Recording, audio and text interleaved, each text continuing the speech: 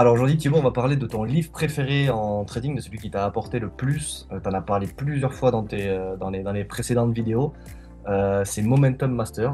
Donc j'aimerais, avant de te poser des questions un peu plus concrètes sur ce livre, plus en détail, que tu me racontes un peu voilà, ce qu'est ce livre, ce que ça t'a appris et comment a évolué ton trading depuis. Alors, Momentum Master, je l'ai découvert, je pense, il y a 3 ans.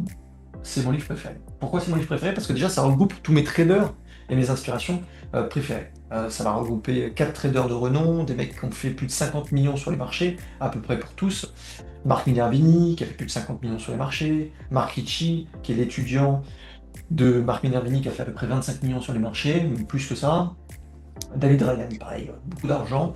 Et Dan Zanger, qui était le recordman de performance sur le marché action, avec 18 millions en 18 mois. Et je crois qu'il est monté à plus de 40 ou 50 millions après. Et puis après, il a géré des fonds. Enfin, c'est quelqu'un qui a beaucoup d'argent. Mais ce sont des traders, ce ne sont pas des investisseurs. Et c'est ça qui me plaît. Ils ont un style que j'affectionne, que beaucoup m'ont inspiré. Et donc, dans cette interview-là, enfin dans ce bouquin-là, ce qui est bien, c'est que c'est une interview et pas juste une méthode qui est expliquée de A à Z pour chaque trader. Donc il y a une question qui est posée sur plusieurs thématiques, je sais pas, il y a peut-être 100 questions sur le livre, et on va pouvoir observer les différentes réponses des traders et donc comprendre les différentes nuances. Tels traders, ils ont tous à peu près une méthode qui est à peu près similaire, mais des variantes, des spécificités qui sont vraiment intéressantes à comprendre. Et c'est dans ce livre, et grâce à ce livre, qu'on peut comprendre les nuances. Ok, ça marche. Donc du coup, selon toi, c'est plus, on va dire, un livre de stratégie ou de psychologie?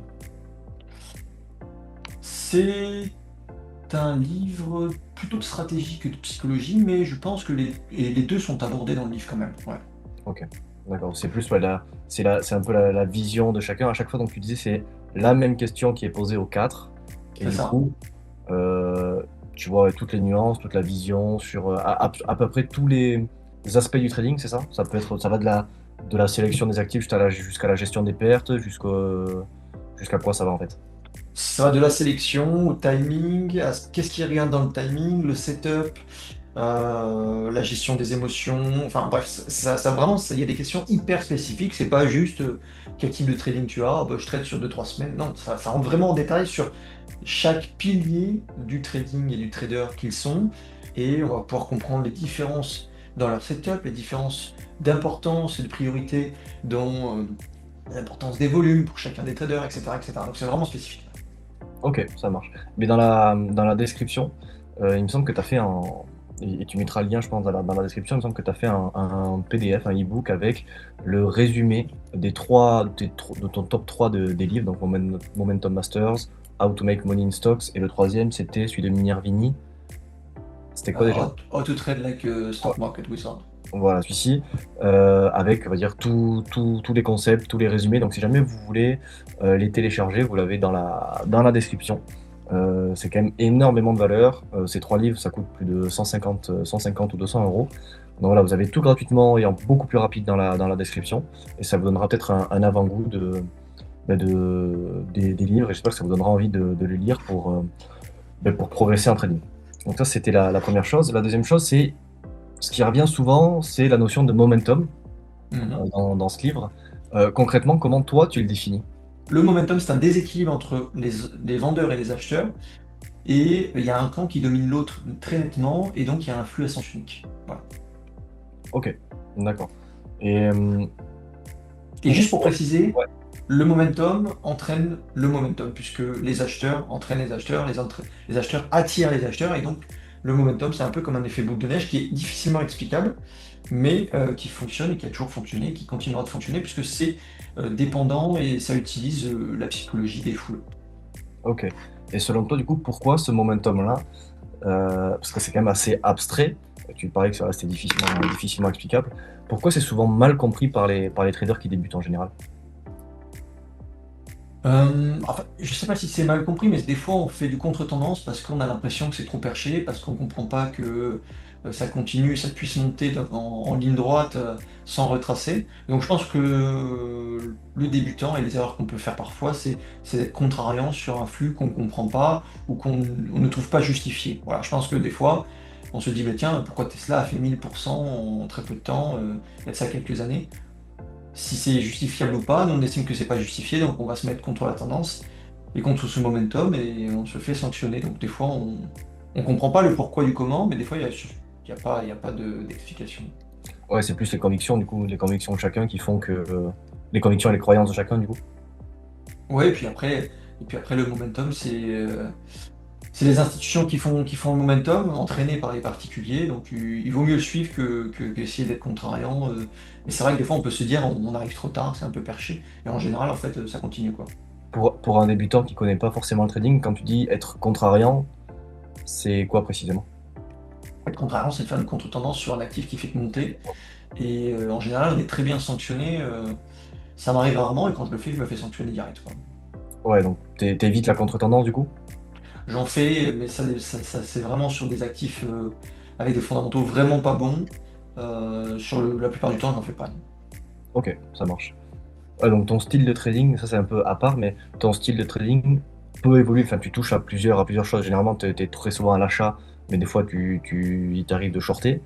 Euh, Très souvent, tu es dans la tendance et des fois, tu es dans la contre-tendance. C'est quand même, enfin, t'es quand même assez libre dans tes styles de trading, du coup. Ah bah, on peut tout faire, hein. Si on est bon et qu'on maîtrise le temps, la tendance, le contre-tendance, etc., on peut vraiment tout faire. Après, souvent, l'idée, c'est quand même de se spécialiser, mais l'avantage, c'est qu'il y a vraiment une infinité de possibilités. Tu peux faire du suivi de tendance, du suivi de flux, du suivi de momentum, mais de différentes façons. Donc il y a plein de possibilités là-dessus. Puis après, il y a la contre-tendance où c'est un peu plus complexe, mais c'est aussi très rémunérateur. Donc ouais, on est libre. Maintenant, moi, je préfère le suivi de flux, c'est ce qui m'a toujours payé, ouais, la plupart du temps. Ok, d'accord. Donc, ce livre, il insiste sur la précision des entrées, c'est-à-dire voilà, comment prendre position. Est-ce que toi, ça change concrètement tes résultats ou comment t'étais avant de lire ce livre par rapport à maintenant? Ça m'a surtout, ouais, ça m'a forcément changé mes résultats, mais ça m'a surtout permis de comprendre les nuances et les différents timings entre les quatre traders qui sont interviewés. Et on voit que certains tradent exactement de la même façon et d'autres sont un peu différents. Donc par exemple, Marc Minervini et Marc Ricci, donc les deux travaillent ensemble, travaillent essentiellement de la contraction de volatilité, David Ryan un petit peu aussi, alors que Dan Zanger, lui, va travailler vraiment cassure de résistance un peu classique. Donc certains vont se focaliser sur des setups hyper précis, alors que d'autres, comme Dan Zanger, pas forcément. Dan Zanger, lui, va vraiment donner une importance assez importante sur l'augmentation des volumes et et ce que ne font pas forcément les autres. Donc il y a vraiment des petites nuances qui sont importantes. Contraction de volatilité, baisse des volumes sur les trois autres traders, et puis Dan Zanger, lui, ça va être franchissement d'une résistance classique avec une augmentation des volumes et de la participation des institutions. Ok. Et donc toi, Tous, concrètement, vas-y. par rapport à tout ça, tu prends un peu de Marc Minervini, un peu de Danziger, un peu du troisième et Ouais. tu fais ta petite tambouille. En fait, je fais exactement. Je fais un peu de tout, mais c'est vrai que Dan Zanger a été une très très grosse inspiration. D'ailleurs, j'ai reproduit son indicateur de volume et je l'utilise au quotidien. Donc, c'est un pilier de ma méthodologie et il me permet vraiment de suivre les institutions et d'avoir des convictions. Donc, ouais, je dirais que j'ai quand même une plus grosse inspiration du côté de Dan Zanger, mais je travaille également de la contraction de volatilité comme peut le faire Marc Minervini, Marc Ricci et David Ryan. Ok, ça marche. Est-ce que selon toi, le momentum, il est compatible avec tous les profils de traders, avec tous les styles de trading, ou est-ce que c'est quelque chose qui est vraiment propre à un profil type? Non, je pense effectivement que le momentum, c'est la base de toutes les stratégies gagnantes ou presque. Ok, Et pour gagner, pour faire plus que le marché, notre but en tant que trader, c'est de mobiliser notre capital sur les meilleurs véhicules financiers. Et donc, on a tout intérêt à aller sur les actifs qui bougent le plus vite et à sens unique. ok, d'accord. Et si tu peux me raconter la plus grosse claque que tu prise avec ce livre, ou quand tu as lu ce livre, euh, qu'est-ce que toi maintenant, je sais pas si c'est dans ta technique, dans ta psychologie, dans ta façon de voir les choses, dans ta vision, qu'est-ce qui a vraiment le plus changé où tu t'es dit, ah ouais, putain, en fait, ce livre, c'est quand même game changer.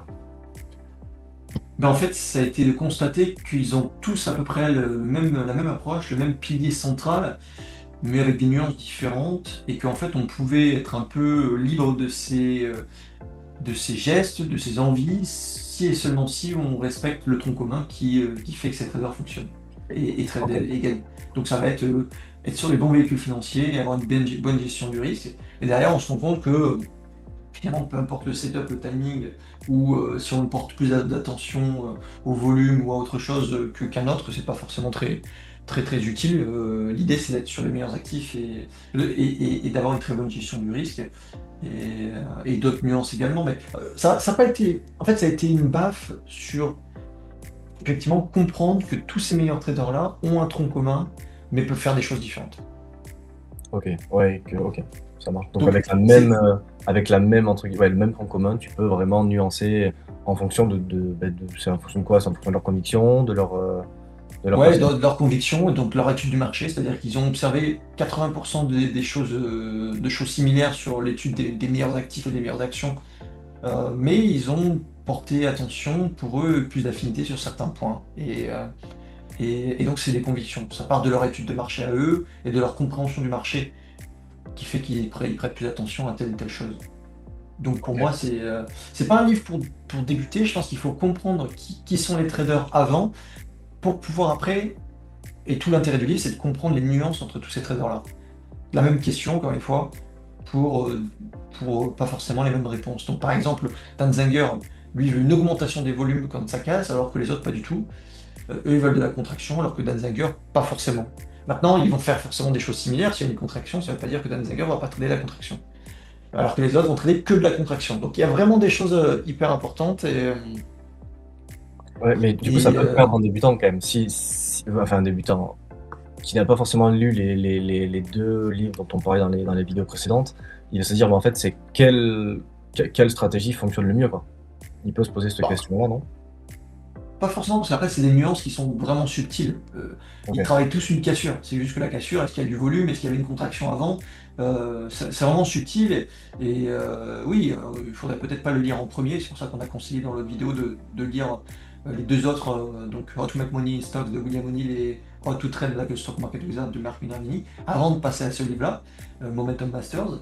Mais c'est vraiment un livre qui permet de comprendre les légères différences et les légères nuances entre tous ces traders de renom. Et, euh, et ok, voilà. ok. Et est-ce que, à contrario, tout à l'heure, je te demandais ce que ça avait changé dans ton trading, est-ce que quand tu es sur les marchés, quand tu es devant tes graphiques, et que soit t'encaisses un gain, soit t'encaisses une perte, ou tu prends position, tu te dis, ah ouais, en fait là, je suis en train de faire ce que enfin, c'est grâce à ce que j'ai lu dans ce livre-là que je peux prendre cette position-là, ou que je peux encaisser, qu'il y a cette nuance de Danziger ou Marc Minervini qui fait que ben, je coupe ou je prends en position. Est-ce que concrètement ça se passe comme ça dans la réalité du terrain, ou est-ce que pas du tout?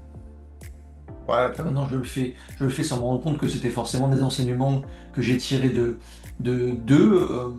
Maintenant c'est devenu mon enseignement, alors que ça vient forcément de tous ces mentors ou ces inspirations.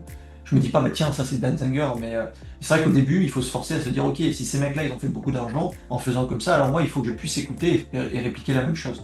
Non, c'est Ah vrai. bah tiens, lui il faisait comme ça, tiens ça c'est une contraction peut-être à la marque Minervini, tiens ça c'est peut-être un leader à la Danziger, tiens il y a des volumes à la Danziger. Maintenant je le fais plus, j'ai mes propres nuances aussi à moi, mais et puis ça c'est des choses qu'ils ont appris par exemple de William O'Neill, tous. Donc en fait le savoir se transfère et se transfère de génération en génération. Et donc c'est ça qui est intéressant aussi, c'est qu'après on vient apporter notre touche, le marché évolue un poil et on vient apporter des nuances supplémentaires. Mais voilà. Ok, ça marche. Et toi, dans ta façon de trader, dans ta psychologie, dans ta vision, est-ce que ça t'a rendu peut-être plus patient? Est-ce que ça t'a rendu plus agressif dans tes prises de position? Comment ça a évolué? Notamment le renfort. Le renfort, c'est quelque chose qui est annoncé dans le livre par Dan Zanger. Les autres en font très peu, c'est plutôt one shoot, donc ils vont entrer, sortir, ils vont prendre une asymétrie. Dan Zanger, c'est voilà, je teste le marché, et une fois que j'ai un leader, je vais pyramider dessus, et l'idée pour lui, c'est de renforcer, d'avoir la plus grosse taille de position en gérant son risque. Alors que les autres, c'est être sur les leaders de marché, mais je rentre pour ce setup hyper spécifique et je sors en une fois, ou peut-être en deux fois, mais il n'y a pas de notion de renfort. Donc ça, le renfort, ça fait vraiment quelque chose d'important pour moi, c'est ce qui me fait gagner dans ma gestion du risque, parce que quand tu as un bon cheval de course, pourquoi le laisser partir avec une mise de départ? C'est différent d'une course hippique ou des paris sportifs, c'est le match a commencé, tu peux plus augmenter ta mise. L'avantage du trading et des marchés financiers, c'est que tu mets une mise initiale, et si il s'apparente, ou on a l'impression que c'est vraiment le bon cheval de course et qui va gagner la course, eh bien on peut augmenter notre mise à tout moment ou la réduire à tout moment. Et c'est ça qui est important. Et ça, c'est vraiment une notion que j'ai apprise de Dan Zanger dans le livre, qui est hyper importante. Ok, d'accord. Ah, mais c'est hyper intéressant. C'est hyper intéressant. Et justement, tu disais, tu le disais en début de vidéo, que ils partagent tous le même tronc commun, entre guillemets. Ils ont même, C'est ils ont ça. ils ont la même approche avec des nuances différentes. Est-ce que tu peux expliquer concrètement ce que c'est ce tronc commun pour vraiment le vulgariser pour que quelqu'un qui ne connaisse rien ou même qui s'y connaisse capte ce que c'est quoi? Alors le tronc commun de ces 4 traders de renom qui ont fait des dizaines de millions sur les marchés, c'est simple, c'est trader les leaders de marché, déjà. Donc le leader de marché, ça va être avec des bons fondamentaux, croissance des résultats, ce qu'on appelle une valeur de croissance, potentiellement une rotation sectorielle sur une thématique. Il y a des fois des actifs qui sont des leaders et qui n'ont pas des bons fondamentaux, mais la thématique est fortement achetée, notamment les nouvelles technologies, blockchain, crypto, le quantique, l'IA, etc. Donc des fois, on n'est pas obligé d'avoir des très bons fondamentaux pour avoir des très gros mouvements. Donc, soit des leaders via des valeurs de croissance, ou soit des leaders via des thématiques sexy. Ensuite, ça va être rentrer avec la taille de position maximale et à moindre risque sur ces actifs-là. Donc, on va avoir des setups de prise de position qui diffèrent selon les traders, contraction ou juste expansion. Et puis après, tenir et rider la tendance le plus longtemps possible. Euh, et voilà, je pense que c'est à peu près le tronc commun, disons. Ok. Après, il y a plein de petites nuances différentes. Ouais, mais c'est l'essence même justement de ces 4 interviews. Ouais, ouais, ouais, c'est ça. C'est ce tronc commun-là. Puis après, c'est vraiment des nuances, des spécificités entre les traders. Et puis on voit qui a été formé par qui aussi, puisque il y en a, c'est du copier-coller, alors que d'autres, pas forcément, quoi. Ok, ça marche. Et du coup, dernière question. Euh, alors, je pense un peu savoir la réponse, mais si tu devais retenir une règle de ce livre qui fait la différence, alors qui a fait la différence pour toi et qui peut faire la différence pour les personnes qui nous écoutent, ce serait laquelle? Mhm. Une règle. Ouais, ou un concept. Alors, tu parlais de leader de marché, tu parlais de renfort, tu parlais de tronc commun, de nuances, tout ça. Selon toi, enfin, quelle est la règle que toi tu retiendrais et que tu peux appliquer dès que la vidéo est terminée sur les marchés? Le véhicule financier fait tout. Tu peux Le être très véhicule. mauvais en timing, si tu es sur le bon véhicule financier, tu peux gagner quand même. D'ailleurs, on l'a vu en 2020, le marché était juste exceptionnel, n'importe qui, t'aurais mis un euro autant derrière un écran pour le gagner, quoi. Donc en fait, c'est non, mais c'est vrai. Et donc, on n'a pas forcément de mérite, mais le mérite, c'est de trouver le bon véhicule financier. Et après, c'est le marché qui se charge du reste. Donc je pense que la leçon à retenir, en plus de la gestion, c'est vraiment le choix du véhicule financier. Ok, ça marche. Bah, c'est hyper intéressant. Bah, écoute, j'espère que les personnes qui ont écouté la vidéo, alors c'est une vidéo un peu plus courte que les autres, mais j'espère que les personnes qui ont écouté cette vidéo vont être curieux de télécharger, enfin, ou soit de s'intéresser un peu plus à ce livre. Quoi qu'il arrive, vous avez dans la description de la vidéo le PDF avec le top 3 de tes livres, Thibaut, avec chaque concept qui est expliqué, le pourquoi du comment, de la gestion du risque, de la sélection des actifs à la gestion du risque, gestion des émotions, psychologie, tout ça. Donc il y a vraiment un gros travail qui a été fait. Vous pouvez trouver ça gratuitement dans la description de cette vidéo. Et n'hésitez pas à le télécharger. Je pense que vous allez vraiment progresser avec ça. Donc merci Thibaut. Merci à toi. Merci Pierre. Salut.